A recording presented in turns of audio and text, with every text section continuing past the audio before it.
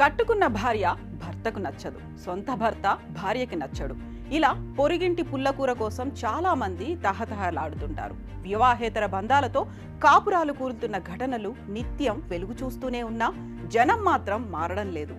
మొన్నటికి మొన్న మాజీ మిస్ వైజాగ్ ఘటన మరొక ముందే హైదరాబాద్లో మరో గలీజు బంధం వీధికెక్కింది.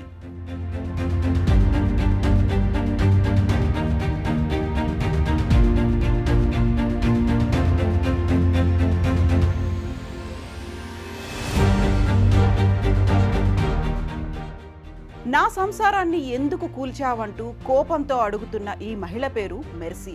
తన భర్త ప్రవీణ్ ఈ మహిళతో ఏకాంతంలో ఎంజాయ్ చేస్తుండగా రెడ్ హ్యాండెడ్గా పట్టుకుంది. నా భర్తతో ఎలా ఉంటావు అంటూ రచ్చ చేసింది మెర్సీ. ప్రవీణ్ మెర్సీ దంపతులకు 3 పిల్లలు. తమకు ఓ ఆఫీస్ ఉందని, అందులో పనిచేసే యువతితో ప్రవీణ్ వివాహేతర సంబంధం పెట్టుకున్నాడని మెర్సీ అంటోంది. రెడ్ హ్యాండెడ్గా పట్టుకున్నప్పుడు భార్య మెర్సీతో పాటు కొడుకు పైన ప్రవీణ్ దాడి చేశాడు. ఈ గొడవకు సంబంధించిన వీడియో సోషల్ మీడియాలో వైరల్ గా మారింది. కే ప్రవీణ్ కుమార్ నా హస్బెండ్. మాకు 15 years బ్యాక్ మ్యారేజ్ అయ్యింది. మేము ఆఫీస్ రన్ చేస్తాం అన్నమాట, బిజినెస్ లైసెన్స్ ఇస్తాము. అయితే అందులో ఎంప్లాయీ మా దగ్గర జాబ్ చేసేటామె తనని ఇలా చేశాడు. ఆల్రెడీ ఇంతకుముందు ఈయనకి చాలా అఫేర్స్ ఉన్నాయి.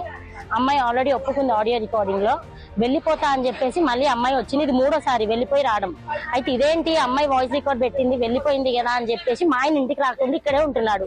ఈ లొకేషన్ కూడా వాళ్ళే షేర్ చేశారు. ప్రవీణ్ కు వివాహేతర సంబంధాలు కొత్త కాదని భార్య మెర్సీ అంటోంది.